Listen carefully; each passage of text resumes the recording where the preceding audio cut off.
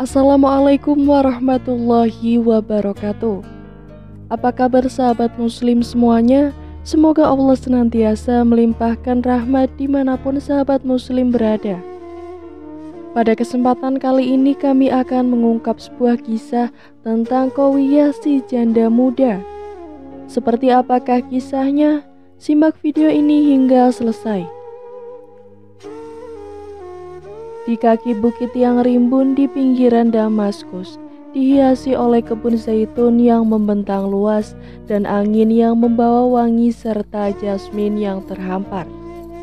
Desa kecil yang dikenal sebagai Al-Baqarah. Di desa inilah Qawiyah, seorang janda muda yang menawan dan kaya raya, mengambil alih peran sebagai pemimpin komunitas. Setelah kematian mendadak suaminya yang tercinta, rumah Qawiyah sebuah kediaman yang menggabungkan arsitektur Umayyad klasik dengan sentuhan-sentuhan modernitas. Berdiri kokoh melambangkan warisan yang dia bawa dan tanggung jawab yang sekarang dia emban.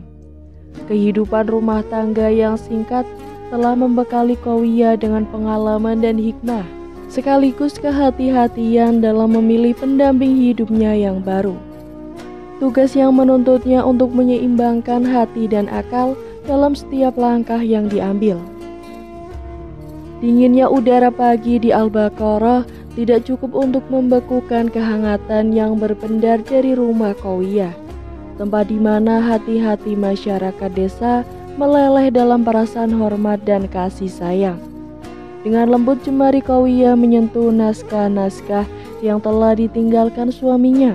Lembaran demi lembaran penuh dengan kata-kata yang dulu mereka bagikan di bawah cahaya lampu temaram. Kehidupan tak lebih dari silsilah keputusan, dan aku harus memutuskan lagi, Faruk, ujar Qawiyah sambil menoleh kepada penasihatnya yang duduk di depannya. Seorang laki-laki tua dengan janggut yang sudah memutih. Faruk mengangguk, matanya dengan pengertian menjawab, "Sungguh Qawiyah, kau sekarang adalah tinta bagi lembaran hidupmu sendiri. Pilihlah dengan bijak sebagaimana sang Nabi pernah berkata, pilihlah untuk anak-anakmu, pilihlah dengan bijak." Qawiyah yang menarik nafas dalam memberikan udara dingin mengisi dadanya. Tetapi bagaimana, Faruk? Bagaimana menemukan seseorang yang dapat aku percaya, tidak hanya untuk menyertai jalan hidupku, tetapi juga untuk bersama melayani umat ini? Faruk menyilangkan tangannya dan berkata, dalam riwayat sejarah kita, banyak wanita yang menghadapi pilihan serupa. Mereka mencari kualitas-kualitas yang mereka nilai kebenaran, kebijaksanaan, dan keimanannya. Bukankah itu terlalu idealitas, Faruk? Apakah di zaman sekarang ini masih ada pria seperti itu? Tanya Qawiyah, keraguan memudarkan sejenak cahaya yang biasanya kuat di wajahnya. Ya Qawiyah, keperkasaan seorang pria tidak diukur dari hartanya atau penampilannya, tetapi dari keteguhan hati dan ketulusan niatnya, jawab Faruk seraya matanya menatap jauh, seolah-olah merenungi keperkasaan yang telah lama hilang. Lalu mendadak Qawiyah bangkit berdiri seolah sebuah ide cemerlang baru saja menyambar pikirannya. Maka kita akan menguji mereka, Faruk. 10 tantangan untuk menemukan keperkasaan yang kita cari. Akan kita lihat siapa di antara mereka yang paling layak. Faruk tersenyum, sebuah senyum yang menyejukkan hati Qawiyah. Maka biarlah menjadi penilaian yang adil. Semoga Allah memberkati niatmu, Qawiyah. Dengan tekad yang telah diperbarui, Qawiyah memerintahkan surat-surat undangan disiapkan, mengumumkan tantangan yang akan menjadi penentu bagi pilihan hidupnya. Berita tentang tantangan Qawiyah beredar dengan cepat, secepat debu yang dikejar angin gurun, membangkitkan rasa penasaran dan ambisi di kalangan para pemuda desa, dan bahkan dari desa-desa yang jauh di luar Al-Baqarah. Malam itu di bawah selimut bintang yang menghias langit, Qawiyah berdoa dalam kesunyian kamarnya, memohon petunjuk pada Yang Maha Kuasa. Di luar sana, 10 hati berdebar menanti fajar yang akan membawa mereka pada jalan takdir yang belum terukir. Hari itu matahari terbit dengan membawa janji baru bagi penduduk Al-Barokah. Alun-alun desa yang biasanya sepi berubah menjadi arena yang dipenuhi oleh riuh rendah suara dan langkah kaki para calon yang telah terpanggil oleh tantangan Qowiyah. Tenda-tenda telah didirikan dan tiap-tiap tenda mengibarkan bendera yang menandakan asal-usul para peserta. Ada yang dari pedagang kaya hingga ulama terhormat. Masing-masing dengan cita-cita dan ambisi yang membara dalam dada. Qowiyah berdiri tegak di balkon rumahnya, memperhatikan kerumunan dari kejauhan. Faruk berdiri di sampingnya, matanya juga mengamati. Lihatlah mereka Qowiyah, seperti pahlawan-pahlawan epik dalam cerita. Faruk berkata dengan nada penuh perenungan. Pahlawan atau bukan, kita akan segera mengetahuinya, sahut Qowiyah penuh tekad. Bismillah, mari kita mulai. Seorang pembaca acara mengambil tempat di tengah alun-alun. Suara bergema melalui penjuru desa. Hadirin yang terhormat, hari ini kita menjadi saksi atas awal dari 10 tantangan yang akan menguji kebenaran, kekuatan, dan kebijaksanaan. Marilah kita sambut calon peserta pertama. Khalid, seorang pemuda dengan postur tubuh bagian pahatan patung, melangkah maju dengan percaya diri. Rambutnya yang hitam pekat terikat rapi, matanya memancarkan keyakinan. Saya Khalid, dari keluarga pedagang yang terpandang. Kekayaan dan kekuatan ada pada diri saya, dan saya tidak akan menyerah tantangan ini menjadi milik saya. Qowiyah kemudian menatap Khalid dari jauh, menganalisis setiap kata. Dia berkomentar, kepercayaan diri yang baik, tetapi kepercayaan tanpa kebijaksanaan bisa menjadi pedang bermata dua. Kemudian dari sisi lain alun-alun, langkah kaki yang lebih meredah namun tak kalah mantap terdengar mendekat. Seorang pemuda bernama Yazid dengan sorot mata yang tajam namun berkedik lembut tampil ke depan. Nama saya Yazid dan saya datang dari keluarga petani. Saya mungkin tidak memiliki kekayaan seperti Khalid, tetapi keberanian dan kesetiaan adalah warisan yang saya banggakan. Di antara kerumunan, desas-desus muncul menimbang peluang setiap peserta. Dua pria, dua dunia yang berbeda, bisik Qowiyah kepada Faruk, seolah-olah sedang meramal kisah yang akan terentang di depan mereka. Dua bintang di langit yang sama Qowiyah, biarkan langit yang menentukan mana yang akan bersinar terang. Faruk membalas dengan bijak. Seiring matahari semakin tinggi, 10 peserta telah mengambil tempat mereka masing-masing, penuh dengan harapan dan tekad, dan dengan satu isyarat dari Qowiyah. Tantangan yang pertama dimulai, yaitu tantangan kekuatan dan keberanian. Peserta dihadapkan pada serangkaian rintangan fisik yang dirancang untuk menguji batas mereka, dari mendaki tebing terjal, menyeberangi sungai dengan arus yang kuat, hingga mengangkat beban yang berat. Khalid dengan tubuh yang kekar tampak melewati rintangan dengan mudah, tetapi sikap sombongnya mulai terlihat. Setiap kali ia melewati rintangan, pandangannya yang angkuh terasa seperti tantangan bagi peserta lain. Lalu Yazid di sisi lain mungkin tak secepat Khalid, tetapi keberaniannya membuat yang lain terinspirasi. Ketika salah satu peserta lain terjatuh, Yazid tak segan untuk menolong, menunjukkan bahwa baginya lomba ini lebih dari sekedar kemenangan pribadi. Ketika senja mulai turun dan rintangan pertama berakhir, Qowiyah mengumpulkan para peserta. Terlihat di wajah mereka mencampur kelelahan dan kepuasan. Keringat dan debu menciptakan lukisan dari usaha yang telah diberikan. Qowiyah berdiri di depan mereka dan dengan suara yang jelas dan penuh otoritas ia berkata, "Kalian telah menunjukkan keberanian, tetapi tantangan ini belum usai. Keperkasaan sejati akan terukir dari 10 tantangan, tidak hanya satu." Para peserta saling bertukar pandang. menyadari bahwa perjalanan yang mereka hadapi maraton bukan spirit. Dan di tengah-tengah mereka dua hati, Holly dan Yazid bersumpah dalam diri mereka sendiri untuk menjadi lebih dari yang mereka tunjukkan hari itu. Untuk sebuah tujuan yang lebih tinggi dari sekedar memenangkan hati Qowiyah. Fajar baru saja mengintip dari balik bukit Al-Barokah ketika alun-alun desa kembali diisi oleh kehadiran para peserta ujian. Hari kedua ini tak lagi menuntut kekuatan otot, melainkan ketajaman pikiran dan kedalaman hati. Para peserta berkumpul dan mata mereka masih tersisa kelelahan dari tantangan sebelumnya. Namun semangat dalam diri mereka tetap menyala. Qowiyah bersama dengan Faruk menghadirkan seorang anak yatim piatu membawa mangkuk keramik yang telah retak. Suara Qowiyah menyebar ke setiap sudut desa saat ia mulai berbicara. Pagi ini tantangan kalian adalah untuk memutuskan bagaimana memperbaiki mangkuk retak ini dengan cara yang paling bijaksana. Ingatlah, tidak selalu emas yang dapat memperbaiki keretakan. Para peserta lalu mengelilingi mangkuk itu. Matanya mengerjap memikirkan jawabannya. Khalid maju pertama. Mangkuk ini harus dibuang dan diganti yang baru. Bukan hanya fungsi yang penting, tapi juga keindahan.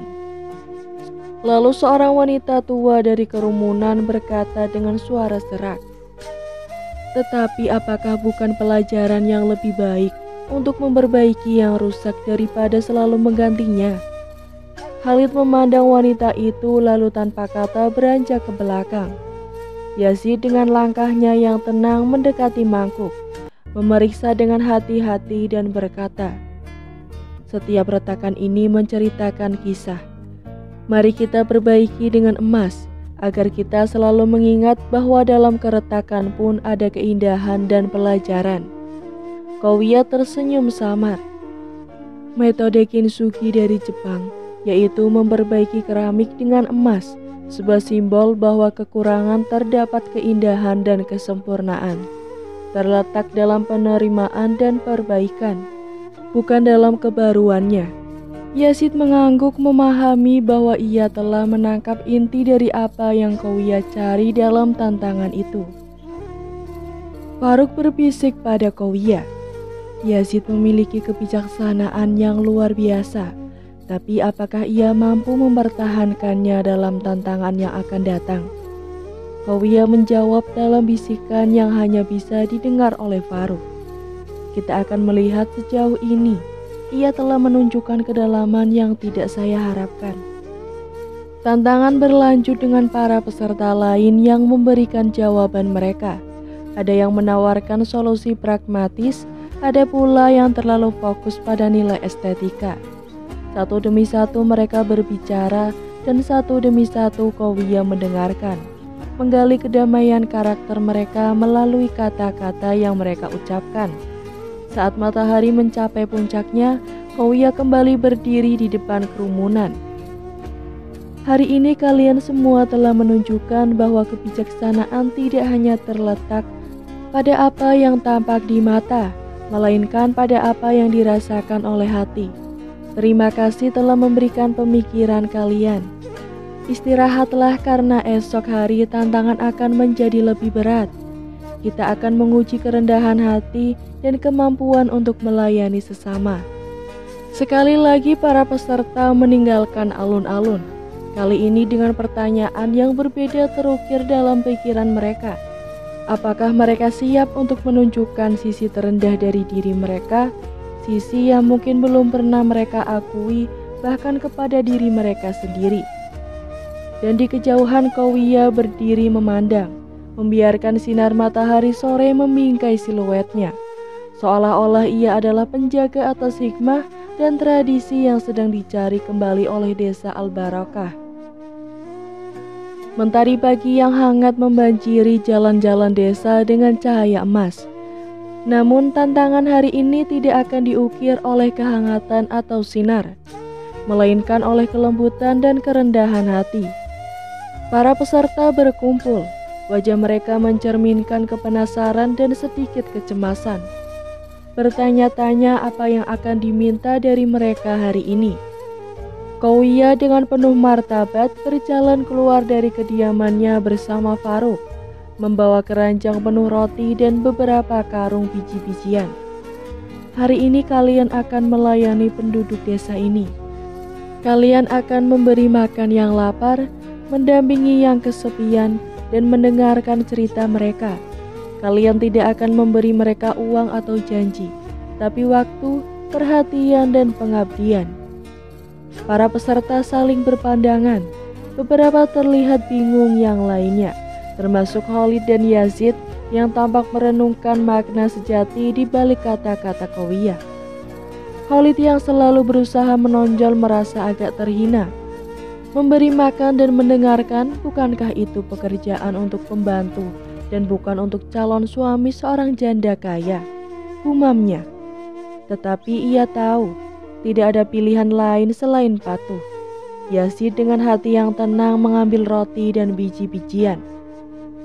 Kita semua mungkin berada di jalan yang sama, menuju tujuan yang sama, tetapi tujuan itu tidak selalu dilalui dengan berlari atau berjuang. Kadang kita harus berhenti dan melihat siapa yang bisa kita bantu di sepanjang jalan. Katanya dengan suara rendah. Kouya mendengar kata-kata Yazid dan memandangnya dengan rasa hormat. Itulah esensi dari hidup berkeluarga, bukan untuk berbagi beban, untuk mendengarkan atau memberi tanpa selalu memikirkan penerimaan. Maka dimulailah hari yang panjang di mana para peserta mendatangi rumah-rumah penduduk desa, memberikan roti, mendengarkan cerita lama, dan menghibur anak-anak yang berlarian, serta membantu yang tua dengan pekerjaan mereka. Beberapa peserta yang biasa dengan kenyamanan dan pujian menemukan diri mereka canggung dalam pelayanan sederhana. Namun semakin hari berlalu, mereka mulai merasakan kepuasan yang tak terucapkan. Khalid yang pada mulanya merasa terganggu, perlahan-lahan mulai merasakan kehangatan saat anak-anak desa tertawa, dan yang tua-tua menepuk punggungnya dengan rasa terima kasih. Ada sesuatu yang tergeser dalam dirinya, suatu perasaan yang telah lama dia abaikan, yaitu kemanusiaan. Di sisi lain desa, Yazid bekerja tanpa henti. Dia tidak hanya memberi tapi juga belajar. Setiap wajah, setiap cerita menambah kedamaian dalam pandangannya tentang kehidupan dan cinta. Dua hal yang ingin dia bagikan dengan Kouya jika dia beruntung untuk melangkah lebih jauh. Ketika matahari terbenam, Farouk menemui Kouya. Hari ini mereka telah belajar sesuatu yang tidak dapat diberikan dengan emas atau kata-kata. Apakah ini cukup bagi Anda untuk menilai hati mereka? Kouya menoleh, matanya mencerminkan sinar matahari senja. Hati manusia adalah samudra misterius, Farouk. Tapi gelombang yang mereka ciptakan hari ini mungkin telah menunjukkan kita kedalaman yang kita cari. Di bawah langit yang berubah menjadi warna jingga, kesederhanaan hari itu telah menggugah sesuatu dalam setiap peserta, dan mungkin juga dalam diri Kouya sendiri. Pagi itu udara di desa Al-Barokah tampak bergetar. Dengan antisipasi setelah 3 hari penuh, tantangan peserta berkumpul di alun-alun yang telah menjadi panggung bagi keberanian, kebijaksanaan, dan kerendahan hati mereka. Hari ini mereka akan diuji dalam kepemimpinan dan kemampuan untuk membuat keputusan yang adil dan bijaksana. Kouya bersinar dalam balutan hijabnya yang lembut, berdiri di tengah-tengah kerumunan. Tantangan hari ini adalah untuk menavigasi labirin ini. Dia menunjukkan ke sebuah struktur yang dibangun semalaman oleh penduduk desa, rumit dan membingungkan. Di dalam labirin ini kalian akan menemukan beberapa penduduk desa yang akan meminta bantuan kalian. Keputusan kalian akan mempengaruhi jalan yang akan kalian ambil. Seorang pemimpin tidak hanya harus menemukan jalannya sendiri, tetapi juga harus memastikan orang-orang yang dipimpin mencapai tujuan dengan selamat. Khalid mengangkat dagunya, menatap labirin dengan penuh tekad. saya akan menunjukkan bahwa saya layak memimpin, ujarnya penuh keyakinan. Yazid diam-diam merenungkan kata-kata Qawiyah, tahu bahwa tantangan ini lebih dari sekedar menemukan jalan keluar. Ini tentang membuat pilihan yang akan membentuk nasib orang lain selama perjalanan. Para peserta satu persatu memasuki labirin. Di dalam, mereka menemukan penduduk desa yang berperan sebagai orang yang membutuhkan. Seorang wanita tua meminta diantar pulang. Seorang anak laki-laki yang lapar, seorang pemuda yang kehilangan saudaranya. Khalid bergerak dengan cepat, memimpin wanita tua itu melalui jalan pintas, menjanjikan makanan pada anak itu, dan memberikan nasihat pada pemuda tersebut. Tindakannya efisien tapi kurang pertimbangan, karena dia memberikan jawaban tanpa benar-benar mendengarkan. Sementara itu Yazid mendengarkan setiap orang yang dia temui dengan penuh empati.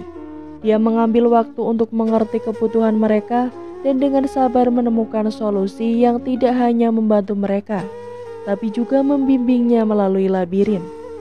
Saat matahari tergelincir ke barat, Yazid adalah peserta pertama yang muncul dari labirin. Tidak hanya dengan dirinya sendiri, tapi juga dengan semua orang yang dia bantu di dalamnya. Qawiyah mengamati dengan hati yang bergejolak, melihat bahwa kepemimpinan Yazid bukan berwujud kekuatan atau kecepatan, melainkan dalam keberanian untuk bertindak dengan hati. Faruk berdiri di sampingnya tersenyum lembut. Kepemimpinan adalah tentang pengaruh, tentang menginspirasi orang lain untuk melakukan yang terbaik, katanya sambil menyaksikan penduduk desa yang berperan sebagai orang yang membutuhkan, memberikan hormat kepada Yazid. Qawiyah mengangguk, merasakan kedalaman kata-kata Faruk. Dan besok dalam tantangan terakhir, kita akan melihat siapa yang benar-benar untuk mengemban tanggung jawab itu. Para peserta kini kembali berkumpul di alun-alun, menatap satu sama lain dengan rasa hormat yang baru. Mereka menyadari bahwa perjalanan yang mereka lalui bersama telah mengubah mereka semua membentuk ikatan yang tak terlihat namun tak terbantahkan.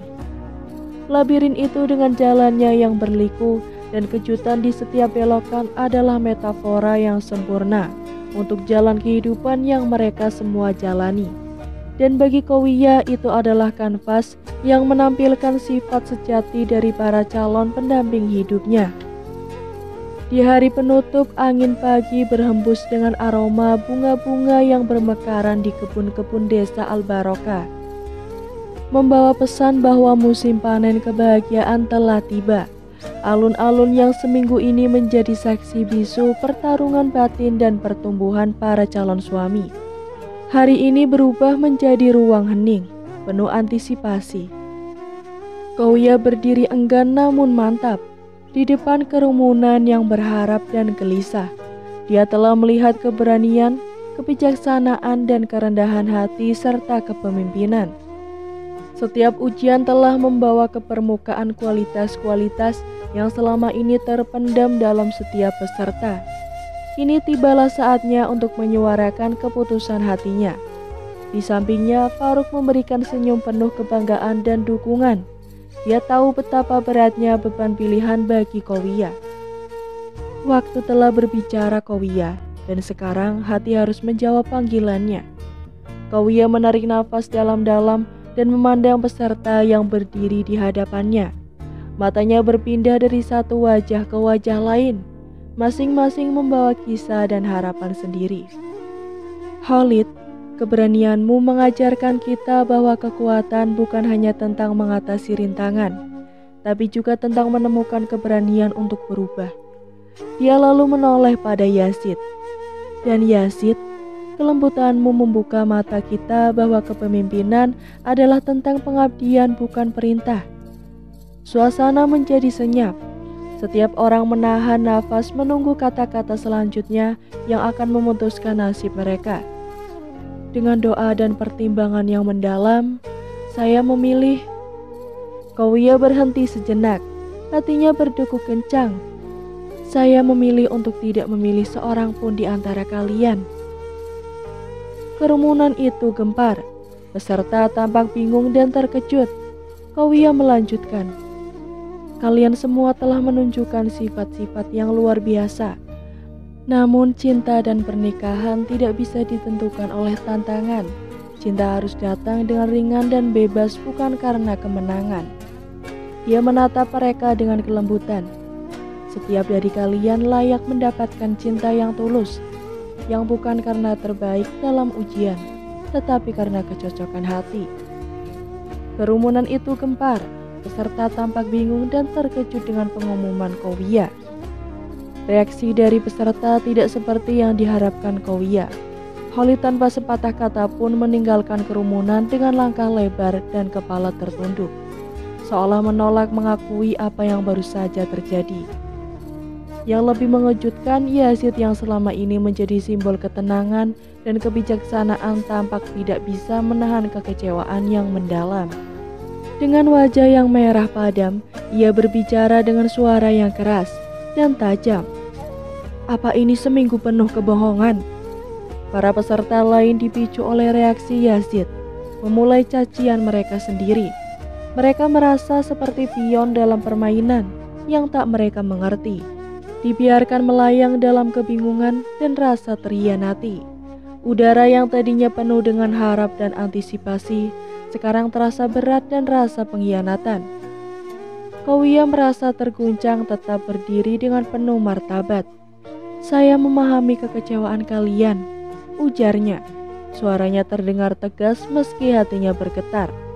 "Namun pengumuman ini sebenarnya hanyalah ujian terakhir yang belum kalian sadari, dan kalian semua gagal melewatinya."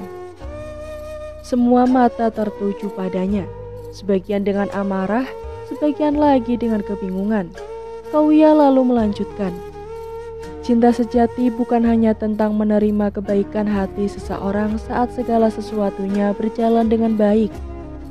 Cinta itu tentang tetap berada di sisi seseorang saat hati berubah pikiran, saat keadaan tidak seperti yang diharapkan. Cinta itu tentang kekuatan untuk menerima perubahan dan keputusan yang tak terduga." Kerumunan itu tiba-tiba menjadi sepi, seakan kata-kata Kauya menyeruak masuk ke dalam pikiran setiap orang yang hadir. Kauya melihat ke arah Yazid yang kini tampak bertarung dengan perasaannya sendiri.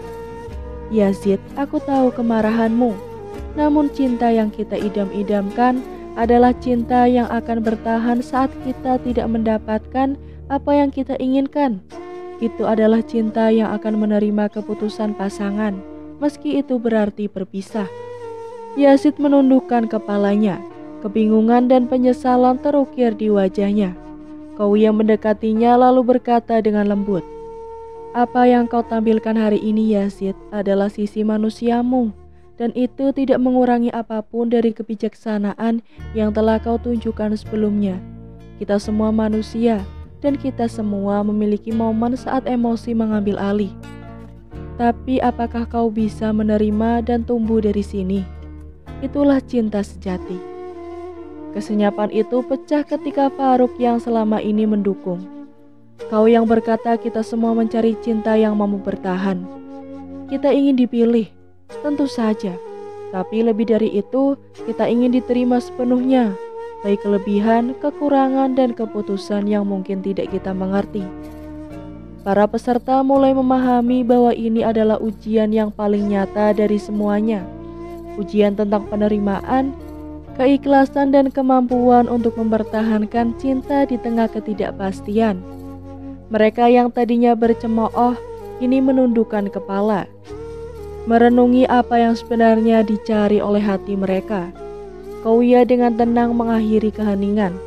"Mungkin tidak ada di antara kalian yang akan menemani saya di masa depan.